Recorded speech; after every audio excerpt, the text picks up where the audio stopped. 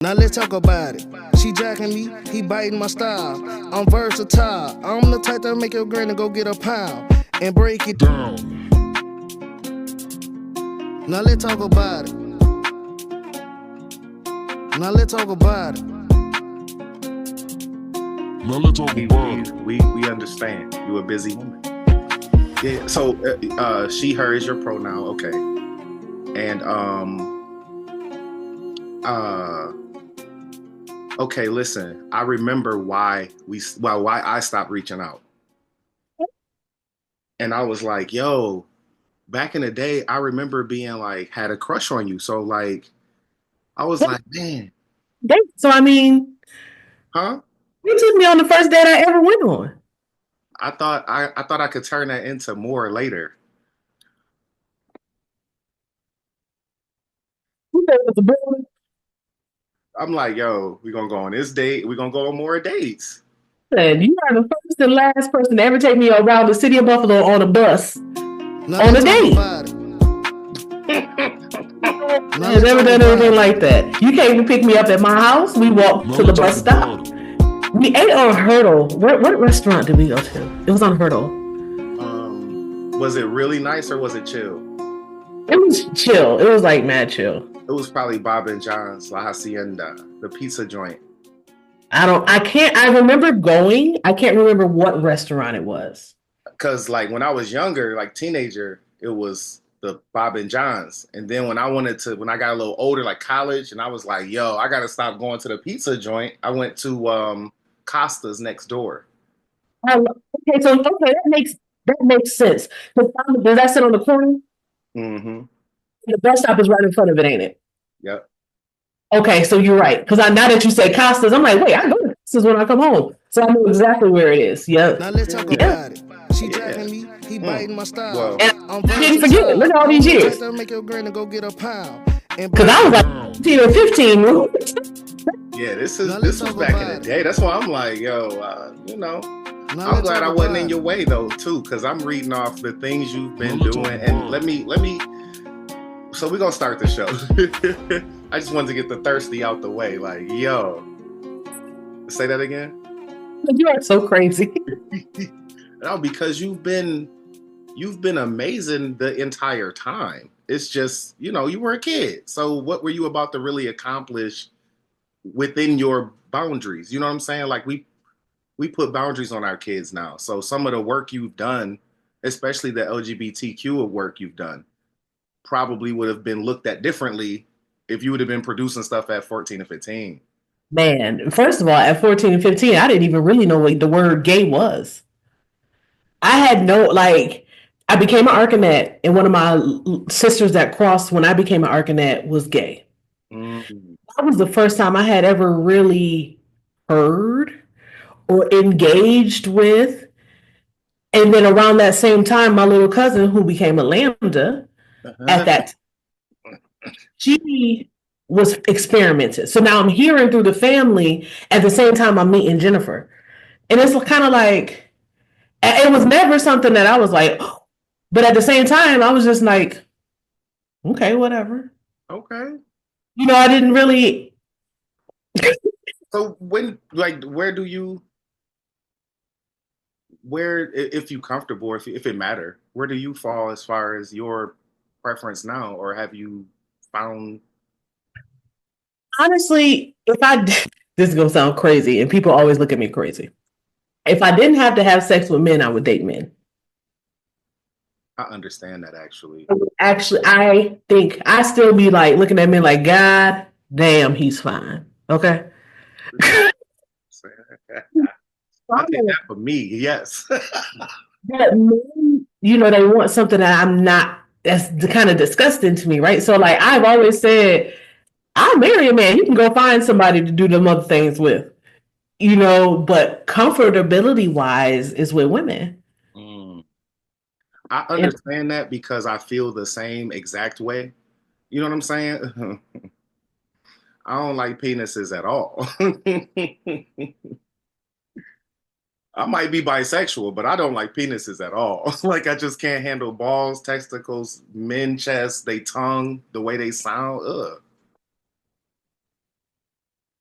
I appreciate the ladies that let me touch them. Because I know how men are. Thank you so much to the women who have allowed me in their space. Trust me. I don't get it. Welcome back, ladies and gentlemen, to the link.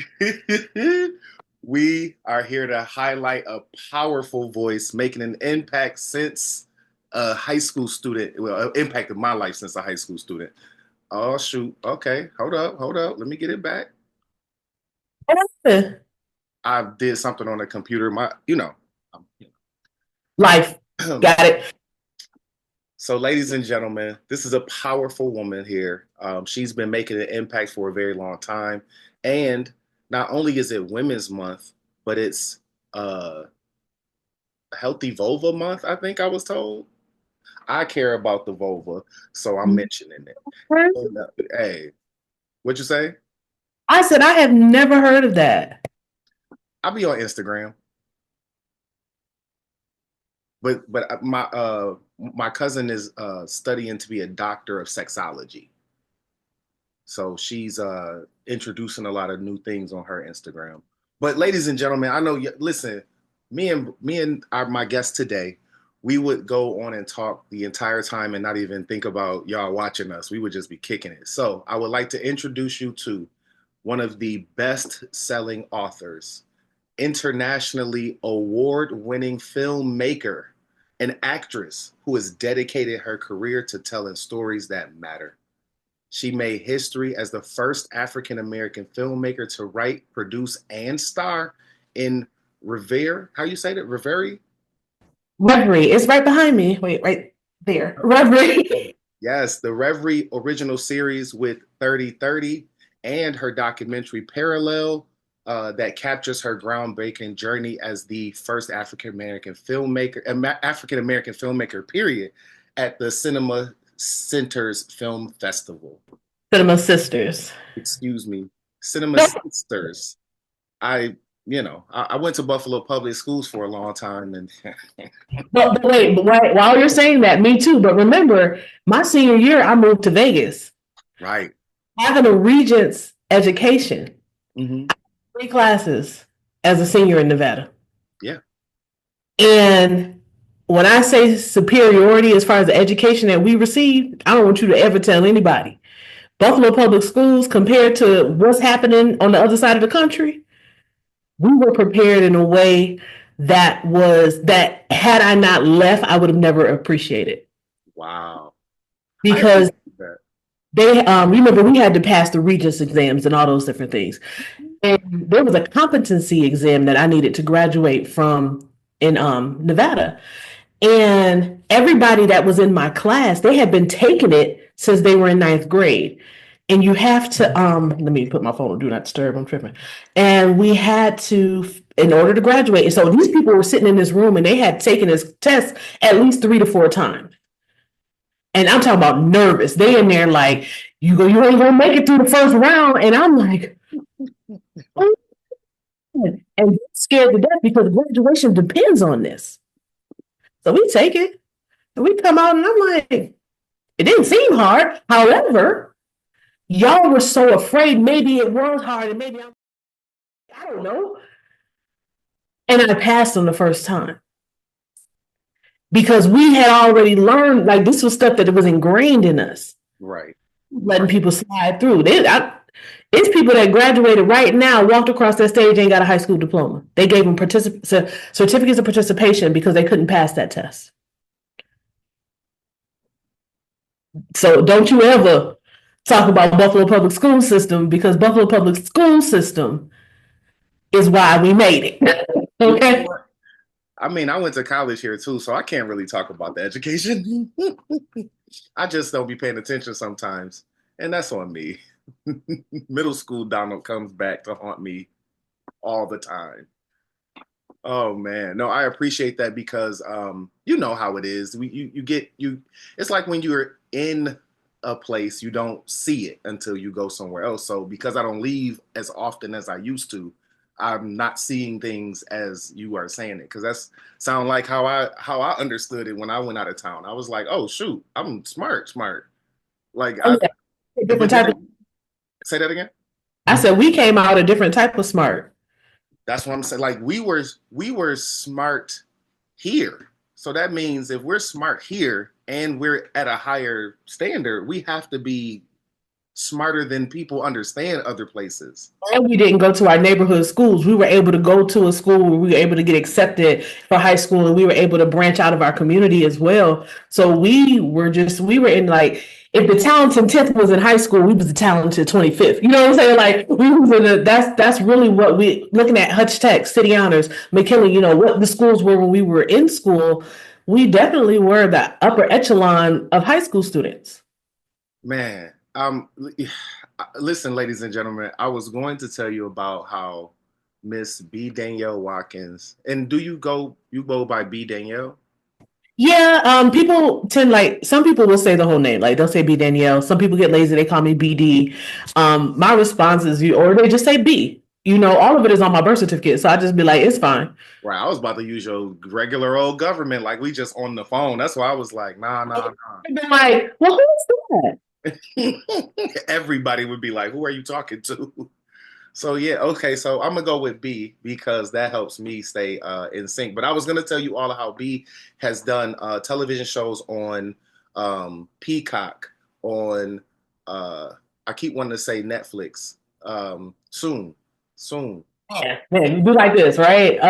So Peacock, Apple Plus TV, we're on Tubi, we're on Prime. Um, And then like these other platforms that are coming out with on-demand stuff. So like Samsung TV, Pluto, stuff like that, we're on there. Yeah, and I know you have the YouTube channel. You have like full films on your channel. Those are my older films that finally I was just like, why not? Because I mean, where else are they being seen?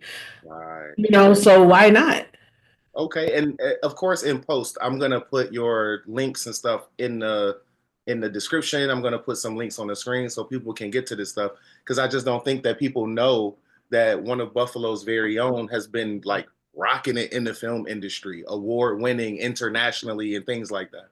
See, but you know what? I had a 2017.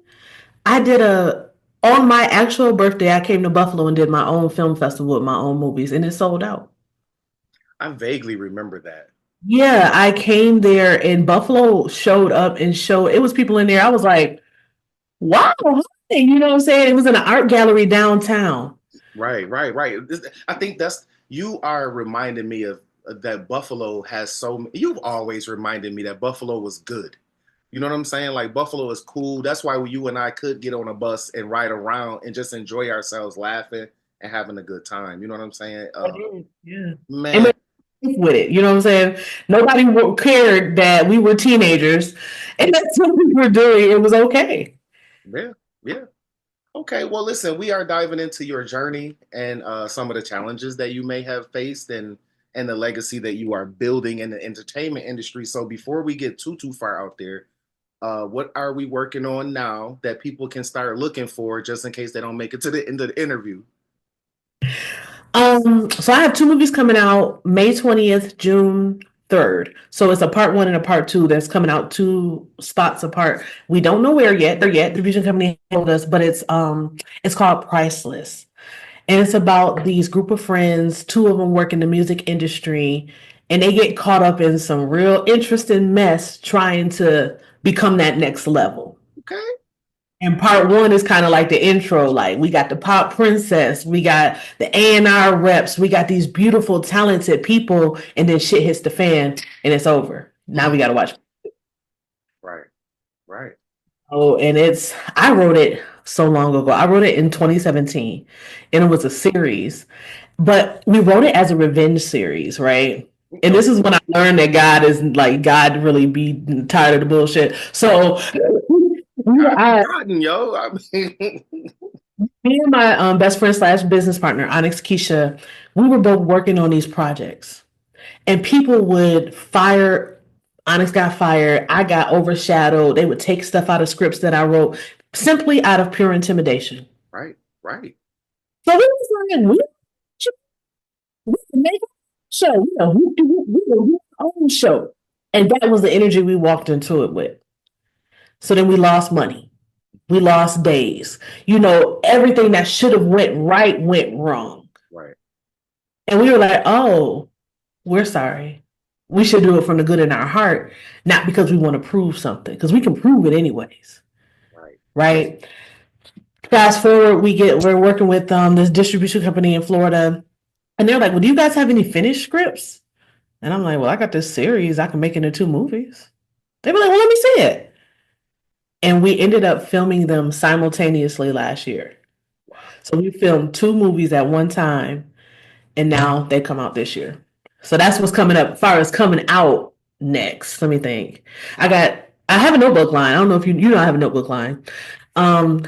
April 1st, I have new designs. I think it's 4 new designs coming out from my notebook line on the 1st. I'm getting ready to film in July a new movie. It's a lesbian romance thriller. Can I be a trans person in it? If it wasn't already cast, I'd say yes. I tried, though. I think The third is real. I'm gonna get my board, see what else I got to do. I have a teenage movie that we finished in December. Oh, that's what's up. We are finishing the audio edit now. Then we'll do the scoring of it, and we'll have a release in July. It's 5 kids. One of them grew up in Buffalo. He's actually my little cousin. And they've been friends since they were 6. They go to separate high schools, and then they come back together the summer after their sophomore year, and they're all going through something, and they need each other. Right. And it's the story of that summer. I think that's it for now. I think that's what I got. And drop one of Clues bombs, Charlemagne. Come on, man. Yes. You know what? Before we even move forward, let's all take a moment to really say thank you and to say congratulations, because it's so often we hear about people being able to make it from Buffalo, but we don't see the people who make it from Buffalo. And to hear you speak about what you got coming up is just epic all in itself. But then when you look at it and you're like, no, you don't have like a role in a movie on Prime Video. You have a film on Prime Video. You have films on Peacock. You have films. You know what I'm saying? Like you've been doing this. I'm really proud. That I will always say I'm not an actress, because in my hierarchy of the things that I do, acting does not even come in the top 5 if you ask me. And then you get on Peacock and my face is on Peacock as the star of a movie. And that is the most humbling shit. I'll pull it up sometimes and I'll be like, that's you. That's you. You wrote that too. And you in it. Yeah. Your face. You don't see your face. You don't see your face how other people see your face. That's all. Like when you come at them like, hey, they be like, yes. I'm like, wow, you can go to Peacock and type in my name and more than one thing comes up. That's, to me, I'm living it. And it's be like, when we did 30/30 and we were on the tour for the show and we go into these cities, I'll never forget, we were in Sacramento. Mm-hmm. Older woman had the biggest crush on my character. Mm. And the picture is downstairs on my wall because in the event, I had on lipstick and I kissed her on the cheek. She about died. In the picture, I'm pointing, I don't know her name. Right. Just stuff like that. Like, you came here to see me? Really? She had loved season 1. And when she found out we were coming there, she came, like we went all over the country and people were there to see us. Right. Insane to me. That's right. It's insane. People still, now that it's on my YouTube, people are like, I get comments, I get the comments randomly. And people are telling us that watching 30/30 is saving their life because the laughter and being able to realize that it's safe to be gay. And then they're looking at it like we looked at Living Single. Right. And that's how they're looking at the show. Like, oh my God, it's a sitcom about us. And when it was on TV, it was amazing. And now we're getting this new generation of fans on YouTube, and it's just like, damn, I did that? Yo, I feel like I was there somehow. We did it. We did it, baby. That's how we practiced in the backyard. That's how we set up those plays.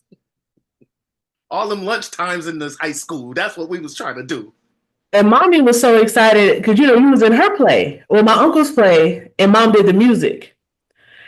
And when I told her I was doing this, she was like, I remember him.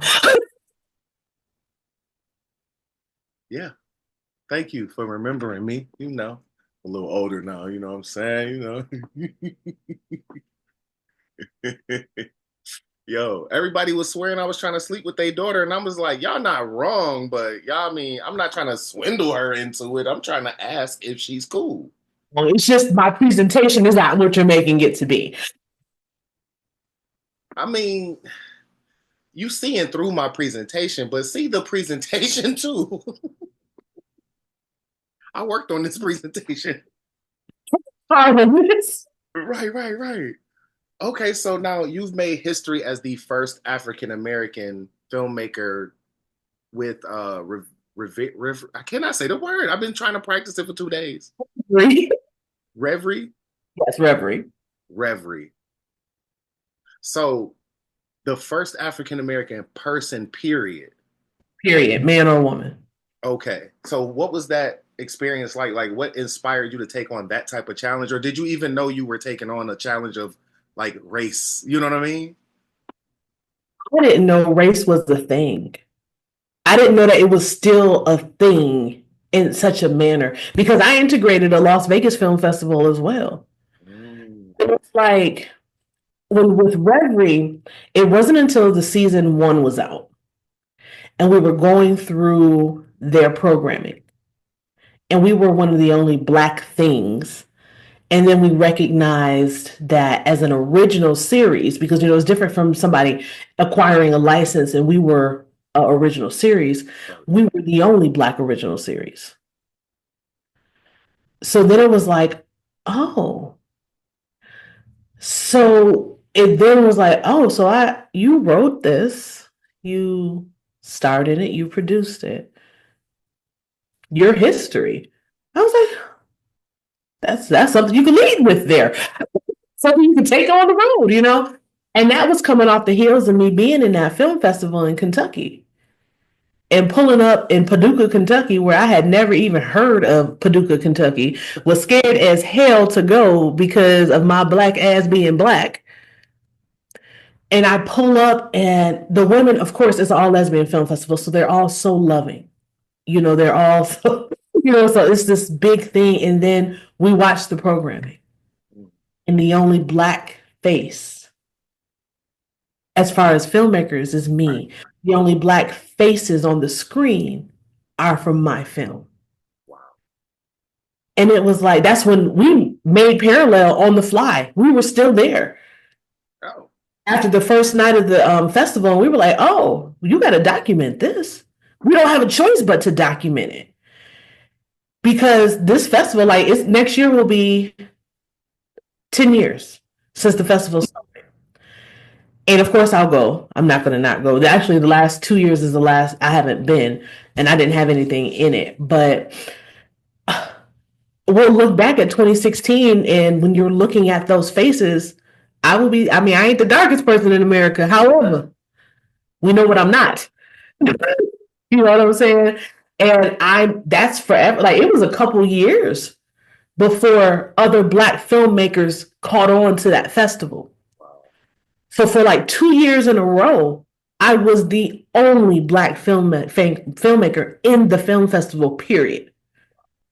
Then I was like the only Black person-ish. So now I'm bringing people with me, because you got to know. And now it has grown, and I didn't go, but my movie, I think And They Named Her Love, played.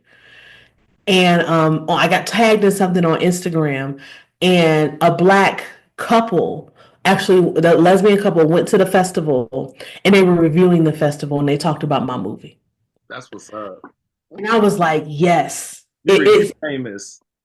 You know, next to me Googled me one day. You know, when you do it from yourself, and I'm already logged into Google, what I see when I Google myself looks completely different. Right. And I happened to look over. I said, "What you looking at?" She was like, and she scrolled up. I said, "What you looking at?" She said, "I Googled you." That's what comes up. Oh, listen, all I'm missing is Wikipedia. Once Wikipedia pop up, shit, I did it. Yes. I'm Wikipedia famous. Start shaking. That's Uh, me something. I really appreciate you answering those questions. Like, my next question was going to be about the documentary. So is it like about your life, or is it about you at the festival and how you came to do that? Kind of both. It's because it's called Parallel. It's the parallel because I stayed in a hotel in Paducah where it was only for colored performers early 1900s. Oh, Now it's a museum bed and breakfast. So for me, I was this black girl in this all white situation, staying in a space that was made to be safe for black people. And that was that is a parallel. And I say in the documentary, I had never had to say I was black. I don't have to walk into a room and announce I'm black. right. And I'm a feminine presenting woman. So when I walk into a room, nobody recognize that I'm gay either. So it was like all of a sudden these two identities clashed together. And I was like, okay. I need to talk about this because this is something that is happening, and it's happening in real life. And this is right after Sandra Bland. You know, this is post all of this Black Lives Matter. This is kind of in the midst of that. Okay. And reality is being on the road as a Black woman was dangerous. Right. And I'm in white ass Kentucky.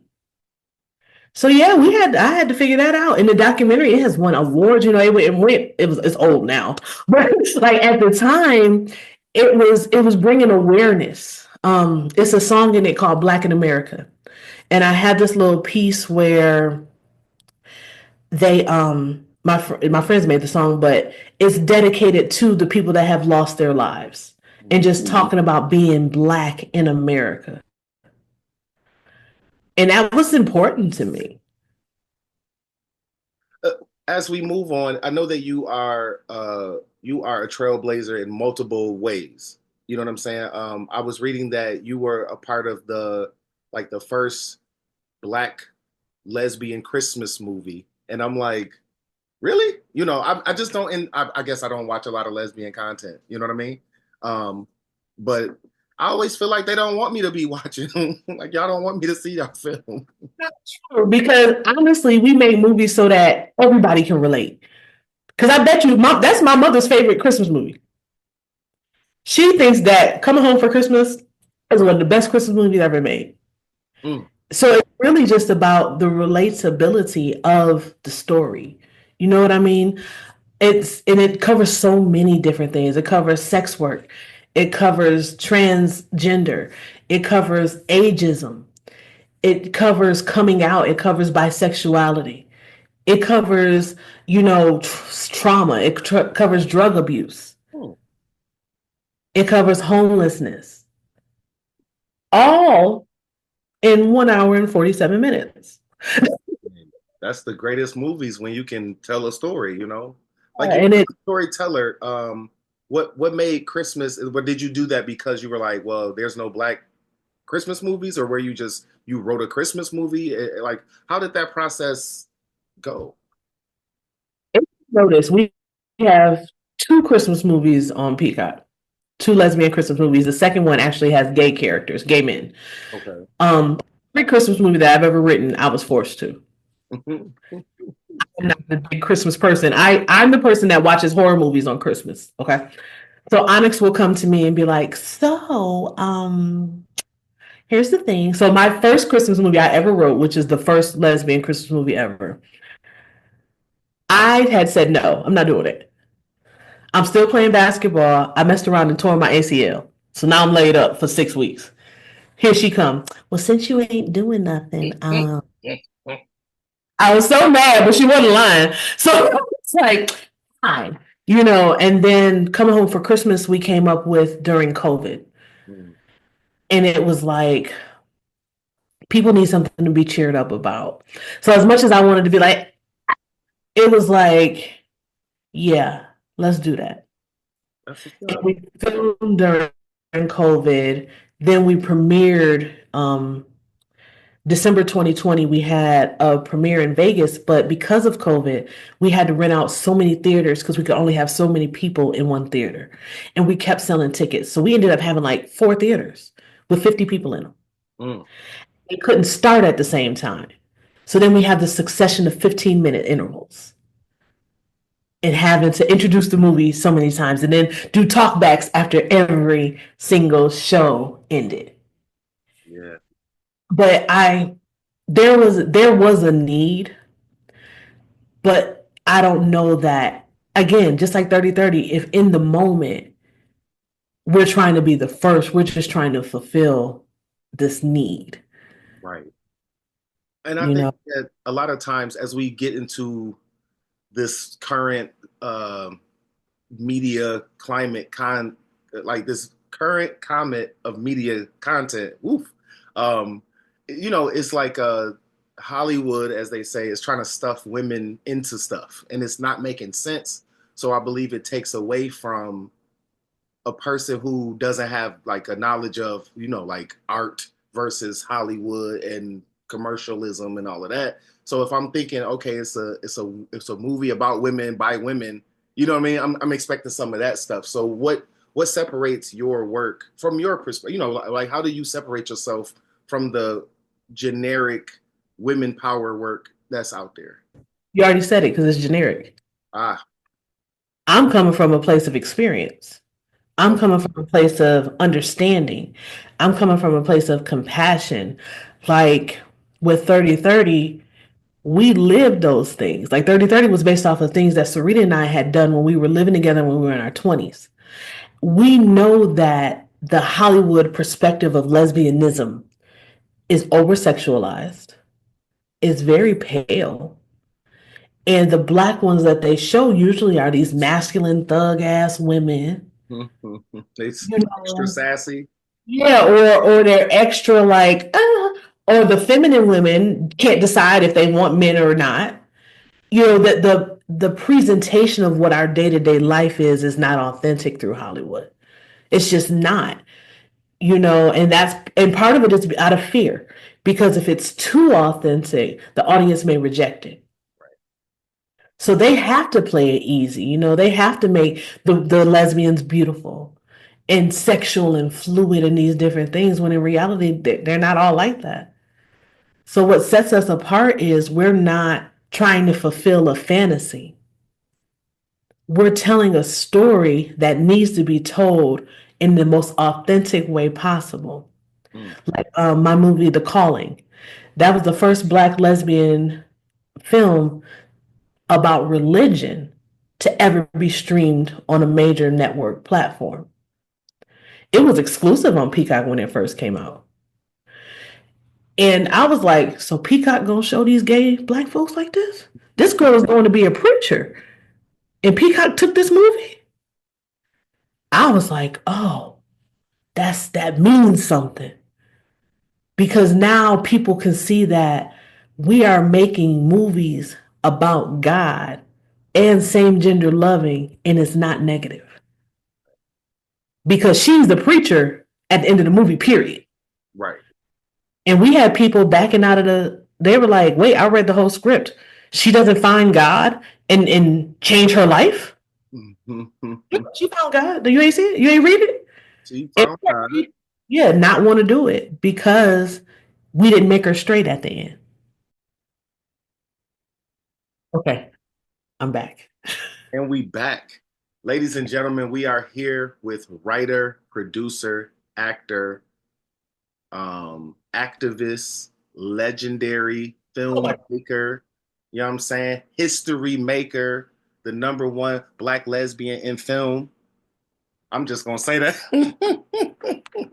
All them lesbians can sit down, you know what I mean? We got Danielle Watson in the place, man, Watkins in the place, excuse me, I got a little too excited. I have a speech impediment, and I've been hiding it since I was a kid. So I, they can see you go clean it up. They don't see my name. It's I ain't even tripping. Brother Dan and then, goddamn it. But when we left off, we were talking about how you were, some of your films came up out of situation and circumstance, even though you were like, no, I don't want to do this. And you ended up doing it anyway, and it was very successful. You ended up making history.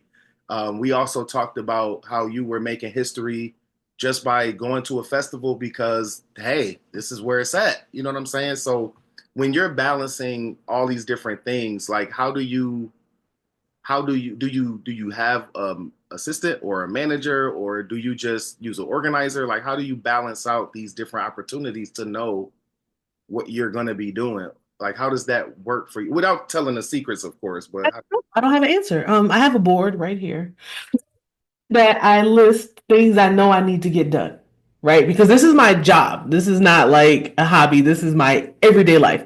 This is my work office. I'm in my house. You know what I'm saying? Like this is my life. So I have the board. I have Google Calendar, and I'm a Virgo. Let's be clear. So I'm very about this, right? So I think I do have an assistant who does like casting things. She does things that are just like tedious. right, I have my business partner. We serve in different spaces for BOK Productions. We serve in, I'm creative director because I come up with all the stuff. You know, she is all about the cast and the actors and making sure everything is set and done. We work together to create this magic. And then when we're looking at the exterior, our actual film crew that is on set doing that work. We've been cultivating that for years. Now that's seamless, so it's just kind of, we figured out the rhythm.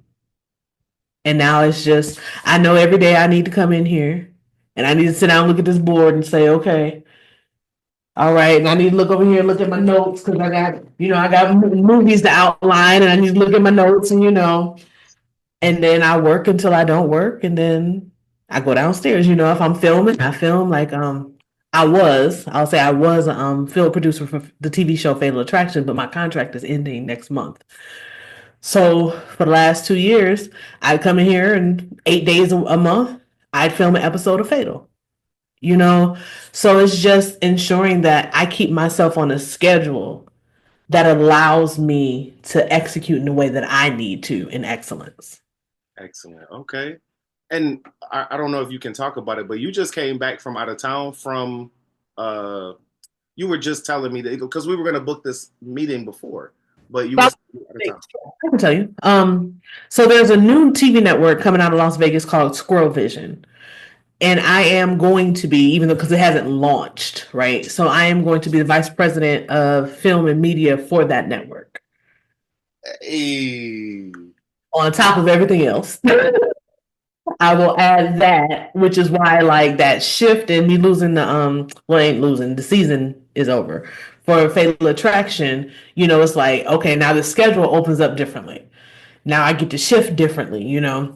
So it's just all divine order and following it without having, I had to learn also to move in faith and not fear. Because for a long time, the first half of my career, I worked for the county in Nevada and made movies and stuff on weekends and on vacation time and on PTO and getting points calling in, I worked that way. And then when COVID came and I got the option, I was like, I could walk away now and then not be like I got fired. I didn't quit. I was able to separate. And now I look back at it and I'm like, well, you was tripping. Trying to do all of that. Trip in. Because Vegas is behind, I would leave here, because come here filming in Atlanta and fly back into Vegas and go to work when I land. Like I was living that type of life. Okay, yeah. And then work on. Those are dues, they say. They call those dues. And then get off work and go write a script. be sitting there working, done with my work, and let me write a couple chapters in this book. That's how I was living, and now I'm like, I don't wake up unless I have to. Like I can say, yeah, I'm gonna work today, or I can say, you know what? Hmm, my spirit, I'm not, no. And nobody, there's no money missing. Like nothing happens if I say that. Yo, that's life right there. My friend living life, y'all. Let's go. I love it because I love creating. I genuinely love what I do. So it's just like, I need this space to be able to do it. And if I don't feel like I can write here, like when I was in Vegas, I would go to the lake and sit down and write. Now let me find somewhere to go. Right. And it's okay. Like I love it. I love it. Well, I keep on telling people I'm gonna slide up out of Buffalo, and I'm waiting for these kids to get in the double digits. I have twin boys now. How old are they? 7. Oh, those are babies. Oh, congratulations. Yeah, I'm I'm here.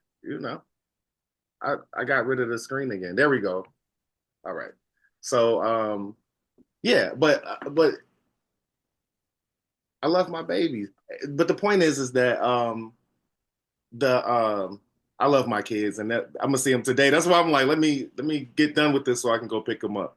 But you as an actress and as a director and doing these different things, you know what I'm saying? It's like, what do you feel like is your like what do you like the most out of, or are I'm a you a writer.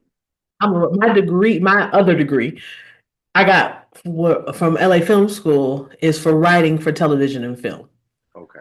So when I decided that I was going to write, I went back to school and got the degree. I got certifications. I ensured that I put myself in a position where if I'm going to be a writer, you can't tell me I'm not one. Right. I got the credentials, the educational credentials, academic credentials, as well as my work itself. So I'm a writer first. That's why I had to go back to writing novels and releasing novels so that I never forgot that. Because there was like an 8-year span Okay. that I just jumped into movies. Like when I jumped into movies, it was quick. And scripts are totally different than writing novels and scripts. And then you got to be on set. And it was so many different things. And then this time went by and I was like, I I got here because I wrote 3 books. I remember those. I was like, so let me write. Let me put out another novel. And then I just released one last year.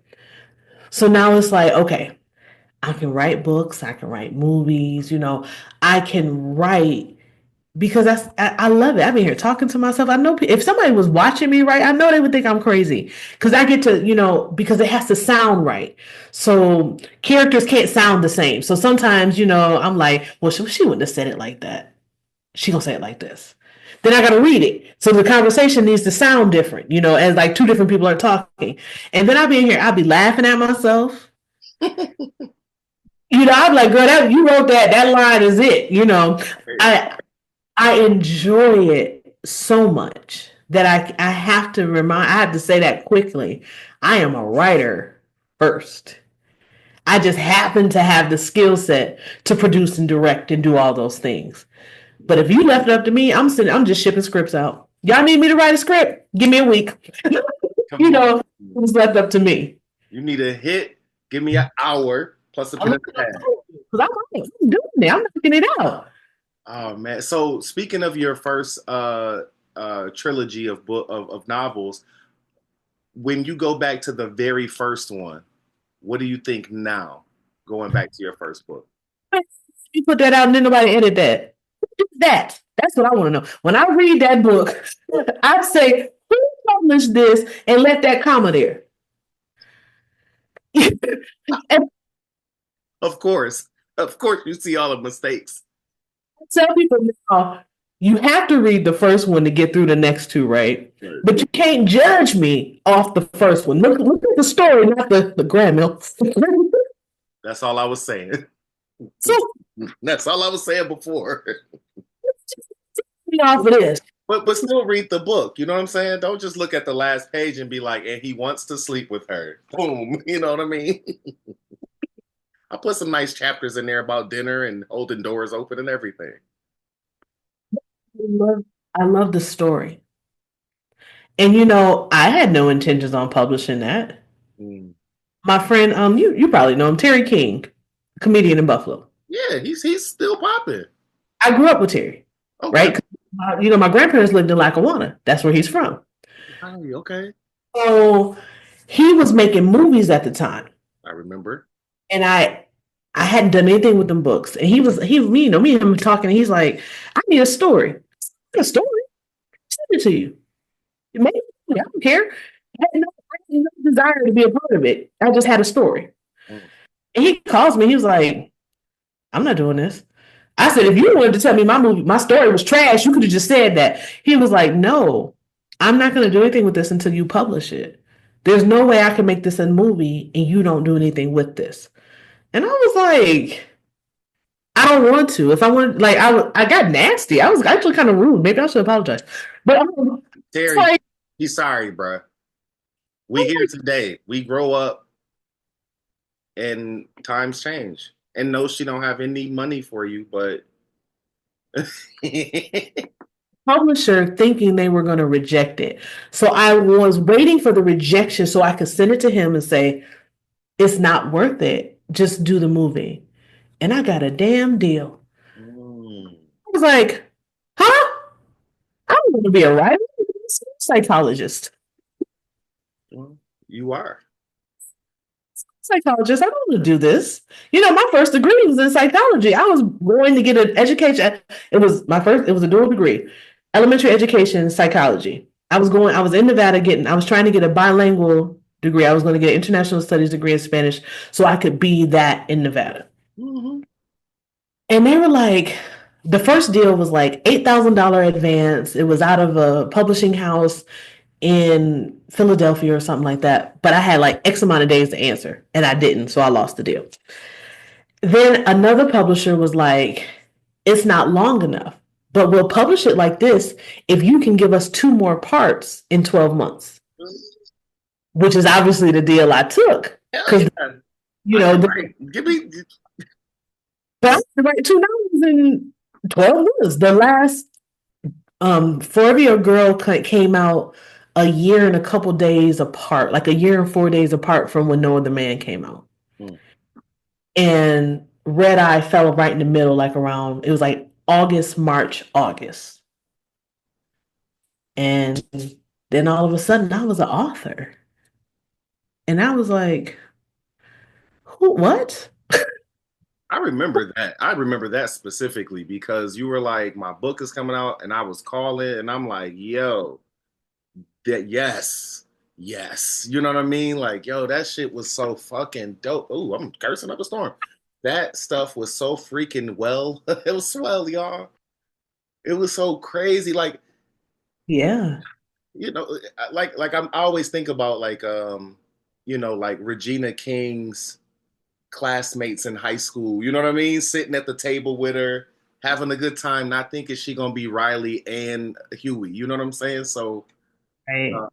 You have impressed me for decades. So I'm hoping that this conversation will help my people that watch my show to appreciate your work and also check it out. I can attest that it's not that B has not been trying to, whatever the rumors are about agendas and plots and all of that. I think that Ms. Watkins is just trying to live her life and tell authentic stories. So for all the brothers out there that might have something to consider about watching it, or they lady watching it, or whatever the old school stereotypes are, I just want y'all to let that stuff go, man. Check out some great content by a person that you've known from Buffalo, even if that wasn't a person you hung out with, somebody you know hung out with her. And somebody somewhere in the early be a cousin or something to somebody. I'm telling you, y'all. So I Yeah. just want to say thank you so much for coming out and being on the show. Thank you for giving us some time. I know that you're busy as ever, so even this few minutes right here is a treasure to me. No, Um, absolutely not. Thank you, because you don't have to care enough. You did not have to want me on your show, so you don't have to thank me for doing it. All you gotta do is ask me. If you ask me again, I'm gonna do it. And I will, because I want to hear more. And of course, we got to come back maybe a little bit closer to after, right before July. You know what I'm saying? To see how these projects are going. I'm very proud of you. You are absolutely gorgeous and scrumptious to me. With all due respect to your partners and those people, I just want you to know that you have been a wonderful woman, not just in looks, but also in mind. The way you carry yourself, the way we used to hoop against each other. Just your mindset as far as dealing with me as a man. I've always seen you as just like, this is how women should try to approach, you know what I'm saying, having relationships and stuff like that. So I'm proud of you, and I wish you the best of luck. And also, I know it's not a lot of luck involved because you're doing the work. It's work and luck. It all comes together. Work, luck, time in life, it all comes together. So, but thank you. Yes, ma'am. Yes, ma'am. Would you like to leave anybody with anything as we get up out of here? Yeah. I'm very like as famous as I am, I'm very accessible. So if you have any questions, if you ever just want to talk about something, if you watch one of my movies, I'm gonna respond to anything and everything. I always people have the misconception that we get bigger than, and I'm not. You can email me, I'm gonna respond. You can DM me. I might not see it on Instagram because I don't have my notifications on, but give me a minute. But if anybody ever wants to reach out for anything, I don't want them to feel like they cannot, they can. Excellent. Thank you, everybody, for tuning in. This has been The Link from formerly Really Dope Radio. It's been your boy, Capital DCP, and we have seen Miss B, Danielle Watkins, filmmaker extraordinaire, for this episode, and we out.